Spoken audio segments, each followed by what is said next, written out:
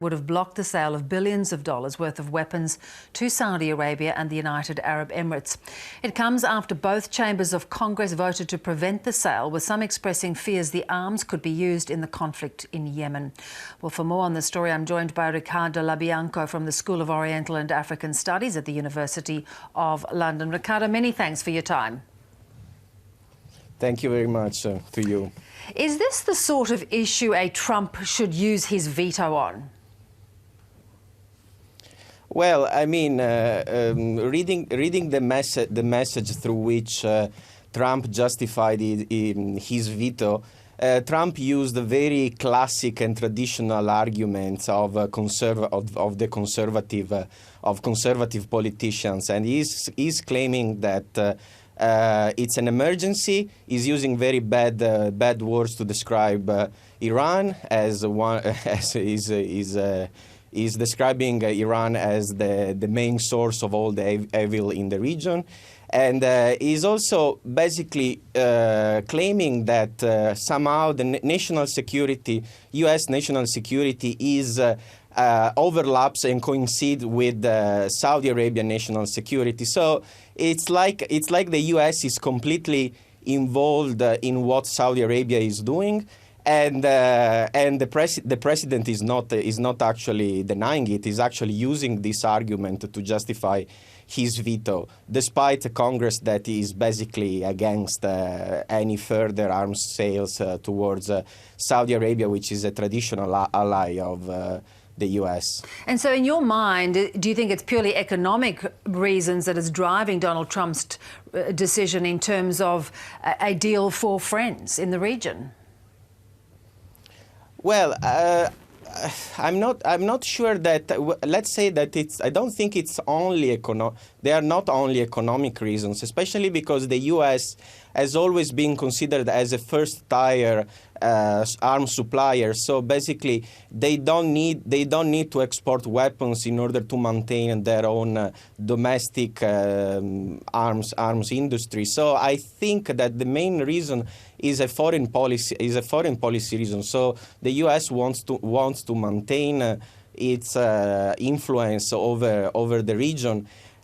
Even said so, however, I would say that economic has always a role, and I would say that stopping arms supplies to Saudi Arabia would actually harm the U.S. armament industry, with also significant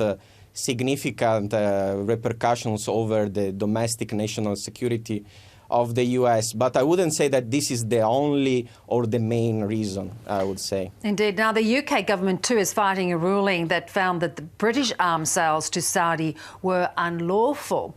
Why are Western countries so conflicted when it comes to, I guess, looking at a regime like Saudi Arabia, accused of the brutal murder of a journalist, Jamal Khashoggi, which was condemned, yet they still are doing business with them? Well, I would actually, first of all, I would say that focusing too much on the murderer of Mr. Khashoggi, I mean, it's a very simplistic way of framing the issue, because I mean there has been a military campaign of Saudi Arabia, led by Saudi Arabia in the region even before this murderer, and this murderer is just an extra piece to the long list of reasons why Western countries should not facilitate these actions. What is very concerning is that countries like the U.S., UK, but even my own home country, Italy, I mean, these Western countries don't realize that they have responsibilities not only towards their own national security, but towards the implementation of international law. Because if we continue to imagine a national security of each country, detached completely from international law, from rules with regards to the maintenance of peace, the respect of human dignity, and the reduction of human suffering. Basically, we are turning into a Cold War scenario, or even worse, a 19th scenario, where every country is egoistic and just cares about its own back garden. And I would say, I mean, that after 1945 and the establishment of the UN and the current international legal system, this is not possible. This is not possible anymore. Yeah, and you rightly point to many other issues that Saudi is accused of, and front and centre is this devastating war that is being carried out in Yemen. To that point, how difficult is it with the global arms race to trace, to influence how arms are dealt and traded around the world? Because if the UK, the US doesn't sell to them, somebody else will, surely. Well, sure. This is, this is an argument that the new current Prime Minister of the UK used in front of the Parliament when he was Foreign Secretary, to justify the fact that it's better for the UK to supply weapons to Saudi Arabia rather than any other worse country.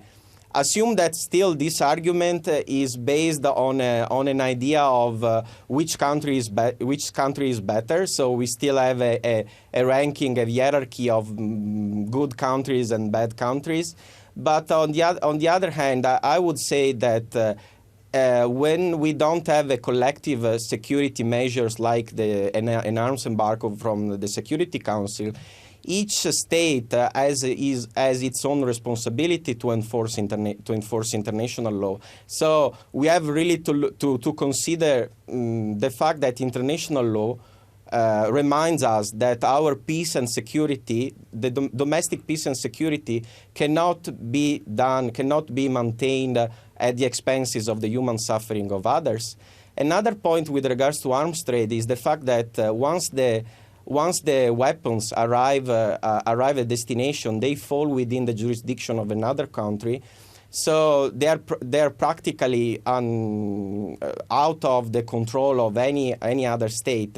That's why states should be more careful with regards to both to pre-export assessments, but also with regards to they need to be inclined to stop at a certain point the supplying, because at a certain point there are we can see patterns like in the case of Saudi Arabia that shows that countries are not actually intended to enforce international law as they should.